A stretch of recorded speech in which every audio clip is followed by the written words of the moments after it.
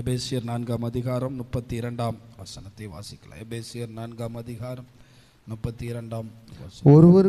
ஒருவருக்கொருவர் தயவாயும் மன உருக்கமாயும் இருந்து கிறிஸ்துவுக்குள் தேவன் உங்களுக்கு மன்னித்தது போல நீங்களும் ஒருவருக்கொருவர் மன்னியுங்கள். இந்த மன்னிக்கிற சுபாவம் நமக்கு கண்டிப்பாக இருக்க வேண்டும். மாம்சீகத்திலே இருக்கிற நமக்கு அது மிகவும் கடினமாக இருந்தாலும் ஆண்டவராகிய இயேசு நம்மை மன்னித்திருக்கிறார். இந்த வசனத்தை நீங்கள் கவனித்து பார்க்க வேண்டும்.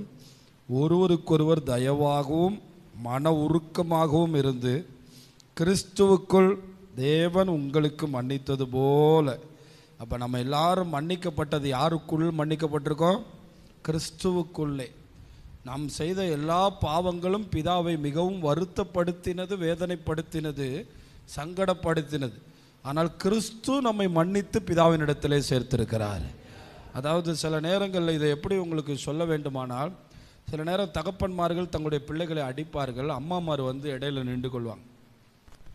அவனை அடிக்காதீங்க. அப்போ அப்பா சொல்லுவார், இப்படியே தான் நீ வந்து கெடுத்துக்கிட்டே இருக்க, எவ்வளவு காலம்தான் அவன் திருந்த போகிறான், இப்படியே நீ அவனை தடுத்துக்கிட்டே இருக்கிறிய, அவனை தண்டிக்க விடாமல் அப்படின்னு சொல்லி. ஆனால் எங்கள் பிதாவுக்கு முன்னாடி இயேசு அப்படி செய்யவில்லை. அவருடைய இரத்தத்தின் மூலமாக நம்மை மன்னித்து பிதாவினிடத்திலே சேர்த்திருக்கிறார். இந்த வசனத்தை நன்றாக கவனித்து பாருங்கள். கிறிஸ்துவுக்குள் தேவன் உங்களை மன்னித்தது போல. அப்போ இந்த வேதத்தில் நிறைய வசனங்கள் நமக்கு இருக்கிறது. என்னை நேசிக்கிறவனை நான் நேசிக்கிறேன், என்னை கனம் பண்ணுகிறவனை நான் கனம் பண்ணுகிறேன்.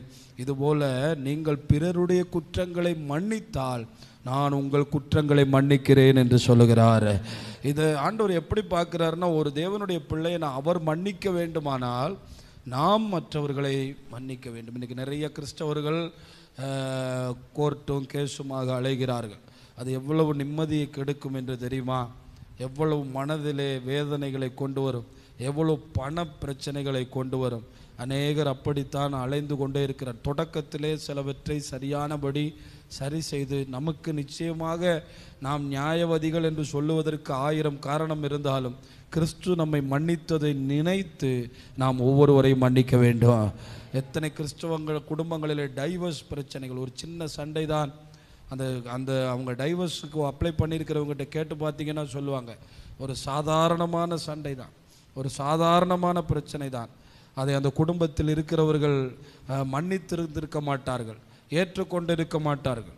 மன்னிக்காமல் அவர்கள் செய்த அந்த காரியம் இன்றைக்கு இந்த சினிமா துறையிலே தினந்தோறும் பார்த்தால் எவ்வளவு தூரம் இந்த டைவர்ஸ் செய்திகள் நம்மை செய்தித்தாள்களிலே வருகிறது. ஆனால் அதிகமான டைவர்ஸுகள் நடக்கிறது தூத்துக்குடி, திருநெல்வேலி, கன்னியாகுமரி மாவட்டங்களில் உள்ள கிறிஸ்தவ குடும்பங்களில் தான். அப்போ சின்ன சின்ன காரியங்களிலே அவர்கள் மன்னிப்பது இல்லை. கிறிஸ்து மன்னித்தது போல மன்னிப்பதில்லை. நம்ம எல்லாரும் மனிதர்கள் தான்.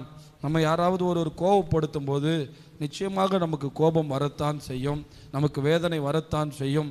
ஆனால் தேவன் நமக்கு அருமையாக சொல்லியிருக்கு. அதுக்கு மேலே ஒரு வசனத்தை நீங்கள் பார்த்தீர்கள் என்றால் 26ஆம் வசனத்தை பாருங்கள்.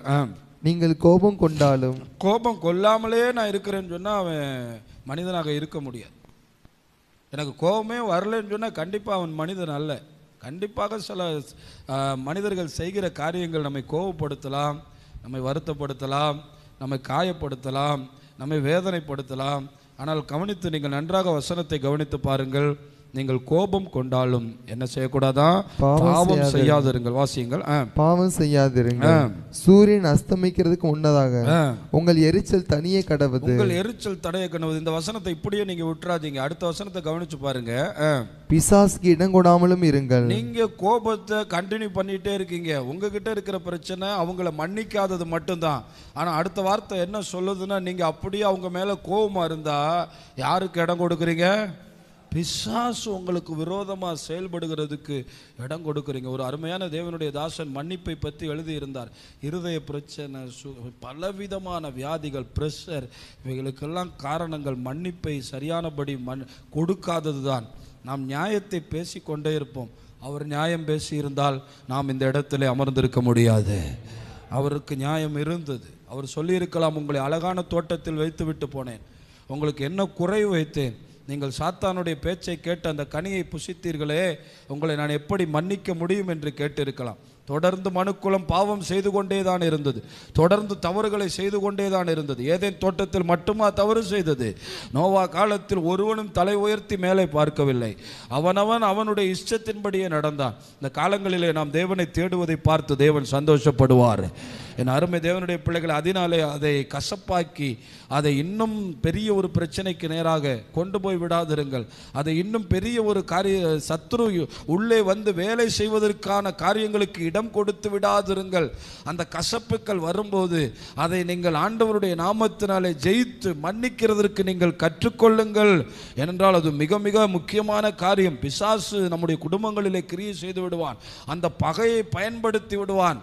அது மிக மிக மோசமானது. 2 நாளைக்கு முன்னாக தமிழகத்திலே நடந்த ஒரு சம்பவத்தை நீங்கள் கவனித்து பார்த்தீர்களோ என்று தெரியாது. சில சம்பவங்களை நீங்கள் கவனித்து பார்க்க வேண்டும். ஒரே கிராமத்தை சேர்ந்த ஒரு 2 பிள்ளைகள் விரும்பி திருமணம் முடித்து கொண்டு போய்விட்டார்கள். அதில் அங்கே மாப்பிள்ளை வீட்டார் ஒரு ஏழை குடும்பத்தை சேர்ந்தவன். பாருங்கள், இன்றைக்கு உலகத்தில் நடக்கிறது. ஆனால் அவர்கள் ஒரே இனம், ஒரே ஜாதி, ஒரே ஊரை சேர்ந்தவர்கள் தான். அவன் ஏழை குடும்பம் என்பதினாலே தன்னுடைய மகனை கொண்டு போய் விட்டான் என்று சொல்லி அவர்கள் 2 பேரும் ஊரை விட்டு ஓடிவிட்டார்கள்.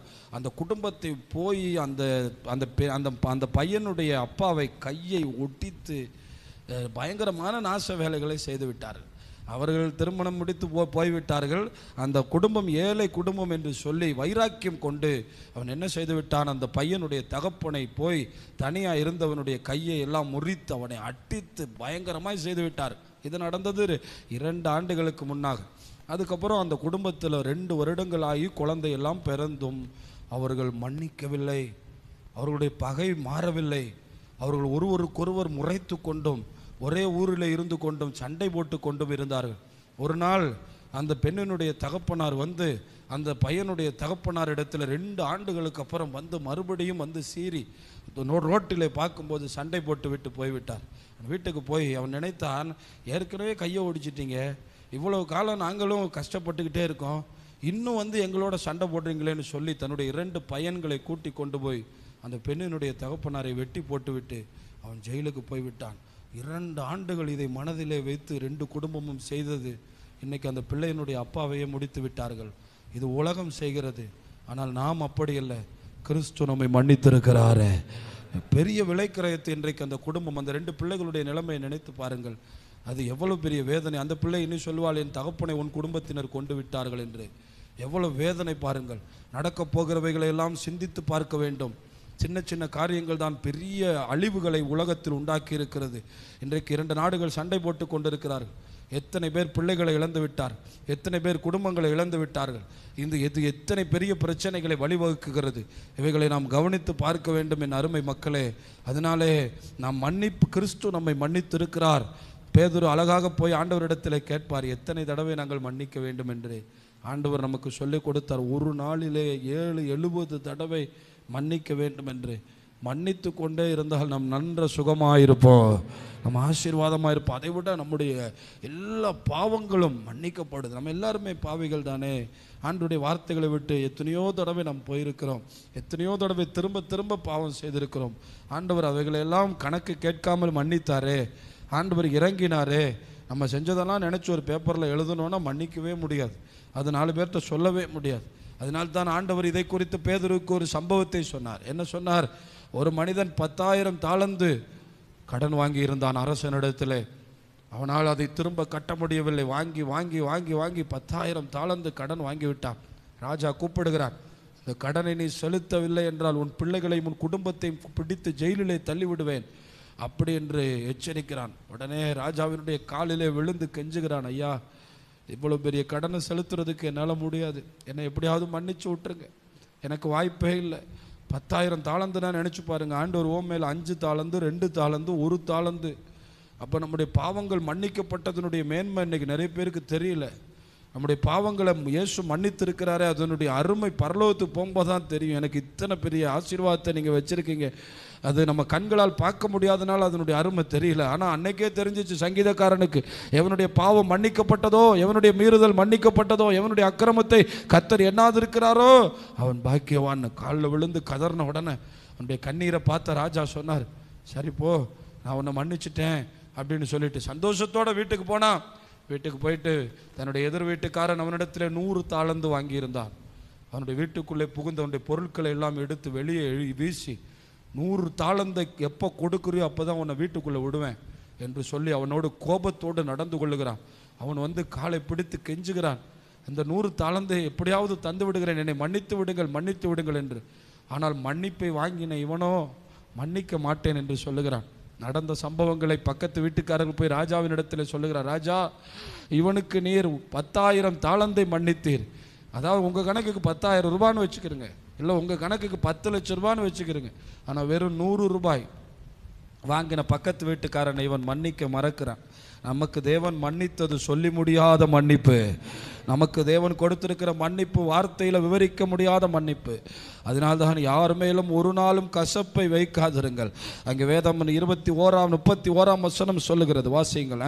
சகலவிதமான கசப்புக்கே இடம் கொடுக்காதீங்க. அந்த கசப்பு உள்ள வரும்போதே அதை கட் பண்ணிருங்க. அவனை நான் 2ல் 1 பார்த்துட்றேன், அவன் நான் யாருன்னு காமிச்சிடுறேன், நான் யாருன்னு அவனுக்கு, அதெல்லாமே நம்ம ஒரு நாளும் சொல்லக்கூடாது. நம்முடைய இருதயத்தில் எப்பயும் அந்த கசப்புக்கு இடம் கொடுக்கக்கூடாது. நமக்கு ஊழியத்தில் எத்தனையோ பேர் நம்மளை எதிர்ப்பார்கள், எத்தனையோ பேர் நம்மோட சண்டைக்கு வருவார்கள்.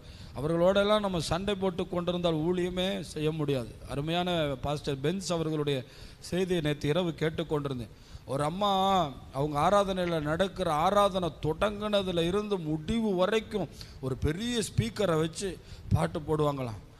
பாட்டை போட்டு விட்டுருவாங்களாம். ஒரு சத்தம் கூட பாட முடியாதான் அவங்களால, ஒரு பாட்டு கூட பாட முடியாதான். பெரிய ஸ்பீக்கரை வச்சு ஆராதனை தொடங்கினதுல இருந்து முடிவு வரைக்கும் போட்டுருவாங்களாம். இதே மாதிரி பல வாரங்கள் செஞ்சாங்களாம். கூட்டம் நடந்து கொண்டு இருக்கும்போதே 10-20 போலீஸ்காரர்கள் ஆராதனைக்குள்ளே நடந்து சத்தத்தை குறை என்று சொல்வார்களாம். அவர் மன்னித்ததுனால இன்றைக்கு கர்த்தர் அவரை உயர்த்தி இருக்கிறார். எவ்வளவு ஆயிரங்களுக்கு தேவன் ஒரு மனிதனை பயன்படுத்த வேண்டுமானால் அவன் கிறிஸ்துவின் சுபாவத்தை சுமக்க வேண்டும். அவர் சொல்லுகிறார், நான் கடந்து வந்த பாதைகளும் எத்தனையோ ஆராதனைகள் ஜெபத்தோடு நிறுத்திவிட்டு போய்விடுவோம், எத்தனையோ ஆராதனைகள் பிரசங்கமே இல்லாமல் போய்விடுவோம். அவ்வளவு பிரச்சனைகளை சுமந்தோம், அவ்வளவு கஷ்டங்களை நாங்கள் சுமந்தோம். அவைகளையெல்லாம் சுமந்துதான் அது எத்தனையோ சபைகளுக்கு அப்படிப்பட்ட பிரச்சனைகள் இருக்கிறது. ஆனால் தேவன் நமக்கு கிருபையாக இருக்கிறாரு. எத்தனையோ பேர் இங்கே வந்து பாஸ்டர்மாருங்க கேட்குறாங்க, உங்களுக்கு எதுவும் பிரச்சனை இல்லையா, நீங்கள் நல்லா ஆராதிக்கிறதுக்கு எதுவும் தடை இல்லையான்னு. கர்த்தர் நம்ம மேலே இரக்கமாக இருக்கிறார். கர்த்தர் நமக்கு எவ்வளோ கிருபை கொடுத்துருக்கு. யாராவது ஒரு நாள் வந்து இப்படி பாட்டு பாடுறீங்களே, இப்படி காலையில் வந்துருச்சு சத்தம் போடுறீங்களே, ஒருத்தரும் கேட்கறதில்ல. கர்த்தர் நமக்கு கொடுத்திருக்கிற நல்ல கிருபை ஆண்டவர். அதுபோல் தேவனுடைய பிள்ளைகளே, உங்கள் வாழ்க்கையில் சிலர் உங்களுக்கு விரோதமாக எழும்பும்போது நீங்கள் அதெல்லாம் மனசில் வச்சுட்டு இருக்காதீங்க. அந்த கசப்புக்களை நீங்கள் எல்லாம் கொஞ்ச நாள் இருக்கும், அப்புறம் அவங்கவுங்க சரியாயிருவாங்க. அவங்களுக்கு தெரியாமலே சில காரியங்களை செய்து கொண்டு இருப்பார்கள். கொஞ்ச காலம் வரும்போது வாழ்க்கை என்றால் என்ன, உறவுகள் என்றால் என்ன, இவைகள் எல்லாம் விளங்க ஆரம்பிக்கும். என் மக்களே, எல்லாவற்றையும் நாம் கடந்து தானே போக வேண்டும். அதனால கசப்புக்கள் நமக்கு வேண்டாம். சகல விதமான கசப்பும் கோபமும் மூர்க்கமும் கூக்குரலும், என்னவா கூக்குரல், இதெல்லாமே அதனால தான் வருகிறது. மன்னிப்பு இல்லாதனால தான் நம்மளை அறியாமலே கத்துகிறோம், கூக்குரல் போடுகிறோம். நமக்கு மன்னிப்பு கொடுக்க முடியவில்லை. கசப்பு, கோபம், மூர்க்கம், கூக்குரல், தூஷணம். நல்ல விசுவாசிகளாக இருப்பாங்க. அந்த மன்னிக்க முடியாத கோபம் வந்து சண்டை போடுறதை பார்த்தா கெட்ட வார்த்தையாக பேசுவாங்க. இந்த விசுவாசியாக இப்படி பேசுதுன்னு நம்ம நினைப்போம். அவ்வளவு நல்ல சாந்தமானவங்களாக இருப்பாங்க. அந்த மன்னிக்க முடியாத தன்மை அவர்களை தூஷணத்தை பேச வைக்கிறது, அவர்களை வாய்க்கு வந்த வார்த்தைகளை பேச வைக்கிறது. பாருங்கள், தூஷணம் உங்களை விட்டு நீங்க கடவுது. அதனால கடைசியாக என்ன நடந்தது, அந்த 100 தாலந்துக்காக அவன் அந்த வீட்டை போய் துன்புறுத்தினதுனாலே ராஜாவுக்கு தகவல் போனது. ராஜா கூப்பிட்டு என்ன சொன்னார் தெரியுமா, உனக்கு நான் 10,000 தாலந்தை மன்னித்தேன், வெறும் 100 தாலந்தை மன்னிக்காமல் நீ அவனை இப்படி பண்ணிவிட்டாயே, அவனை இவ்வளவு கொடுமைப்படுத்தி விட்டாயே, நீ 10,000 தாலந்தையும் கட்டினால் மட்டும்தான் உன்னை விடுவேன், நம்மை மன்னிக்க மாட்டேன், பரலோகத்தை தரமாட்டேன் என்று இயேசு சொன்னால் நம்முடைய நிலைமை அவ்வளவுதான் நிற்கதியாகிவிடும். ஆனால் அவர் அப்படி சொல்லாமல் நம்மை மன்னித்திருக்கிறாரு. அப்போதுனால அவங்க அப்படி பண்ணிட்டாங்க பிரதர், அவங்க அவ்வளவு பண்ணிட்டாங்க பிரதர், அப்படிலாம் நம்ம சொல்லக்கூடாது. எப்படி முடியும் என்றால் கிறிஸ்து நமக்குள்ளே இருந்தால் மட்டும்தான் முடியும் என்பதை நமக்கு தேவன் நமக்கு காண்பித்திருக்கிறார். அதனால் பல கோடி பாவங்கள் செஞ்ச நம்மளை கிறிஸ்து எந்த கேள்வியும் கேட்காம மன்னிச்சிருக்கும் போது நம்மளும் மன்னிக்க கற்றுக்கொள்வோம். இந்த காலையில் உங்களுக்கு யார் மேலேயாவது வருத்தமோ கசப்போ இருந்தால் தயவாக மன உருக்கமாக இருந்து நம்முடைய பரிசுத்தவான்கள் தாண்டி போன பாதைகளை நம்முடைய ஆண்டவராகிய இயேசு சிலுவையில் செய்தாரே, பிதாவே இவர்களுக்கு அது என்ன வார்த்தை ஜாலமா? 40 நாள் கழித்து அவர்களுக்குத்தான் அபிஷேகம் கொடுக்கப்பட்டது. கப்பர்நகும் மக்களுக்கு அல்ல, கடற்கரை மக்களுக்கு அல்ல, பேதுருவினுடைய மக்களுக்கு அல்ல, ஊழியம் செய்த நாசரேத்துக்கு அல்ல. அந்த பரிசுத்த ஆவியானவர் ஊற்றப்படும் போது பேதுரு என்ன பிரசங்கம் பண்ணினார்? நீங்கள் சிலுவையில் அறைந்தீர்கள், பிதா அவரை உயிரோடு எழுப்பினார். எந்த மக்கள் சிலுவையில் அறைந்தார்களோ அவர்களுக்குத்தான் முதலாவது ரட்சிப்பு கொடுக்கப்பட்டது. 3000 பேர், 5000 பேர். ஆண்டவர் ஏதோ சிலுவையில் வாயினால் சொல்லிவிட்டு போனார் என்றல்ல. எந்த மனிதர்கள் எருசலேமை சேர்ந்தவர்கள் சிலுவையில் அறைந்தார்களோ அவர்களை கொண்டுதான் நம்மை சந்தித்தார். முதலாவது தமிழர்களுக்கு அல்ல ரட்சிப்பு, சிலுவையில் அறைந்த யூதர்களுக்கு தான் ரட்சிப்பு. அதனால அவர் சிலுவையில் வார்த்தையை சொல்லிவிட்டு போனார் என்று நினைத்து விடாதீர்கள். அவர் வாழ்ந்து காண்பித்து அந்த எவர்கள் சிலுவையில் அறைந்தார்களோ, பேதுருவினுடைய 2 பிரசங்கத்தை கவனித்து பாருங்கள். நீங்கள் கொலை செய்தீர்கள், பிதா அவரை எழுப்பினார். எவங்க ஆண்டவரை கொலை செஞ்சாங்களோ அவங்களுக்கு தான் முதல் ரட்சிப்பு கொடுக்கப்பட்டது. அதனால மன்னிக்க கூடாததுக்கு காரணம் சொல்லாதீங்க, மன்னிக்கிறதுக்கு காரணம் இருக்கு. சிலுவையில் நம்முடைய பாவங்கள் மன்னிக்கப்பட்டது. நாம் ஆராதிக்கிற தேவன் மன்னித்திருக்கிறார். எழும்பி நிற்கலாமா?